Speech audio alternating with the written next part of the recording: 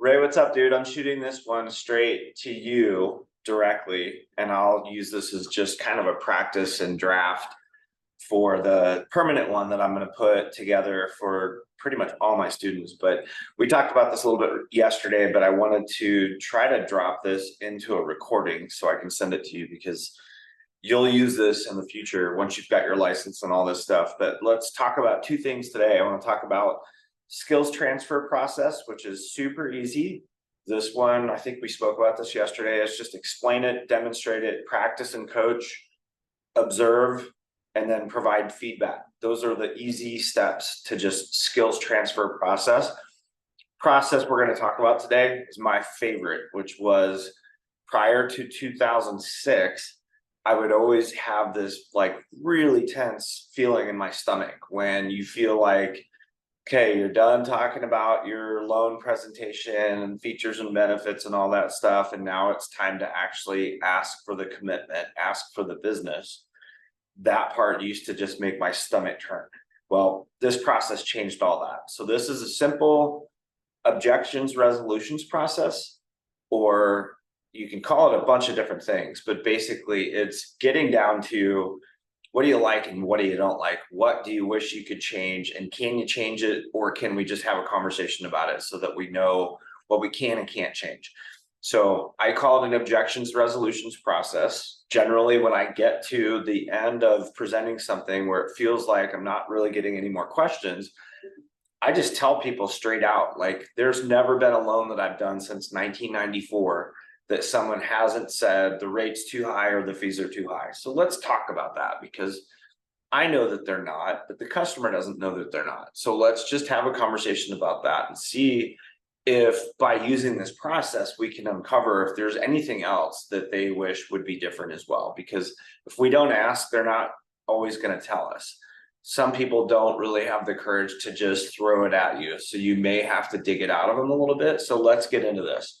So this process is pretty simple after you've practiced it. So I'm going to give you the steps of the process first, and then I'm going to give you a visual that I'm going to ask you to create on your end so that you can kind of keep this in front of you as we're going through role playing with this, because we will role play with this quite a bit. So here's the steps of the process. Step one is clarify and listen. Step two is restate and cushion. These two sound very similar, but they're not the same. Clarify and listen, restate and cushion, draw out the hidden objection, isolate the primary, respond, and close. So let's put this visual together and then I'll show you what they sound like, because each step sounds a little bit different, but I want you to hear how I like to ask and how they generally will respond to how I ask for this. So clarify and listen is generally what I would expect to hear. As soon as someone says, man, that rate seems really high. Great. Let's talk about it. Tell me more about that. That's it. Tell me more about that. What are you comparing it to? Right?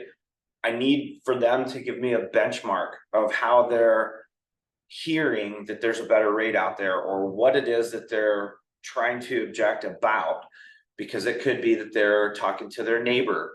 Well, my neighbor has a 2.5% rate. Well, I have a 2.5% rate too. You're not going to get that because that was 2021. But I'm not going to respond to that. I just want to get them to tell me what they're comparing it to. Tell me more about that. Clarify and listen. Let them talk. And then don't respond to what they say until they've let all the hot air out of that. This is an interesting lesson for me to just learn better listening skills. Don't respond. Even when they're done talking, make an awkward silence. Let them keep talking. Let them fill that empty air with whatever they choose to. Sometimes if you just don't say anything right away, make it a little bit of an awkward pause. You'd be surprised some of the stuff that people start to talk about when they want to fill that empty space, because it is a little bit awkward. But at the same time, I don't want to step on whatever they're trying to say because I'm in such a rush to respond right away. So this is probably one of the hardest disciplines to this entire process, is to not respond right away. Just hold tight, take your time, be patient, make it a point to listen. So after there's been a little bit of an awkward silence, then you can restate and cushion. So if I hear what you're saying, the rate that you're seeing for your scenario today in April 2024 is higher than the rate that your neighbor got in 2021 when rates were at the historically lowest ever in US history, and that's a valid concern. Okay, so that's restate and cushion. I'm not saying you're right, I'm saying I heard you, and that's a valid concern, which I'll address in a minute. But now we're going to move on to step 3, which is basically asking for any other concerns. Okay, so tell me what else, right? So this is clarify and listen, restate and cushion, which we just did. Now we're trying to draw out any hidden objections or concerns. Tell me what else. If there was anything else you could change about this loan, let's talk about it. I'm going to address the rate question you had a second ago, but I want to find out, since we're kind of in this mode, tell me what else, if you could change anything about this. Maybe we can, you change your loan amount, you change your down payment. We may be able to do a couple things, but tell me what else you would change to make this perfect for what you're looking for. Okay, we're back to step 1. If they have any other concerns, we're going to start the process over, do those first 3 steps over and over and over until there's nothing else. There's no more gas in the tank. We're basically, here's my whole list of concerns, objections, things that we need to discuss to get you to your comfort level. So what else? I always expect people to say the fees are always expensive, and they are. I mean, there's no question. I think that, after 2008, since Dodd-Frank, the regulations have caused the cost of making a loan to be 10 times higher than they were before 2008. But let's talk about that as well. Is that something else that you wish was different and just don't really understand what all these fees are for? The whole point is I need to get you talking. I need you to be the one doing most of the talking, because I'm going to take over after step 4, and I'll be the one that's doing most of the talking. But in the beginning of this process, the whole point is keep the customer talking so that you understand. I'm not going to spike the ball in your face. I'm here to answer your questions, but I don't know how to answer your questions till I know all of them. So let's get all your questions on the table, because some of them I might be able to answer 3 questions in one response because they're all just tied in. So tell me what else. We're going from step 3, uncover hidden objections, back to step 1 if they have one. Tell me what else you would change about this so that I can make this your perfect loan for your perfect scenario, right? So yeah, the fees seem kind of high. Is it really $750 for an appraisal? Okay, I think I understand what you're asking. So the appraisal fee seems excessive, which is also a valid concern. I'll cover that in just a second too, because I know the answer to your question that'll probably put you at ease. But tell me what else.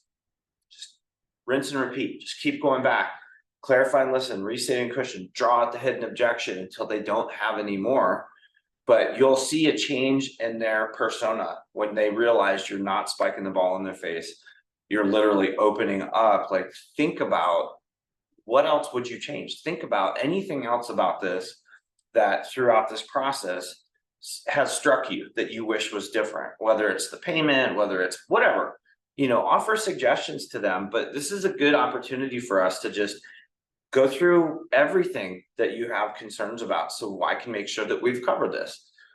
If they don't have any more, okay, we've graduated the first 3 steps. Now we're moving on to step 4, which is isolate the primary. Isolate the primary is easy. Which one you want to talk about first? That's it. It's all you have to say. Half the time they won't even remember half of the things that they objected about, which you'll get a smile about. They'll laugh at you because you actually have a process that just gotcha. So which one do you want to talk about first? So usually it's going to be the rate. Let's talk about the rate. Your rate is what you qualify for. Your rate is based on your FICO score, your down payment, the loan amount, loan level price adjustments from Fannie Mae, a bunch of stuff that most people even in the industry don't understand. But if you want to change the interest rate that you qualify for, here's your options. You can put a bigger down payment. You can get your credit better. There's a few things that you have control of. Lenders basically all have essentially the same rate.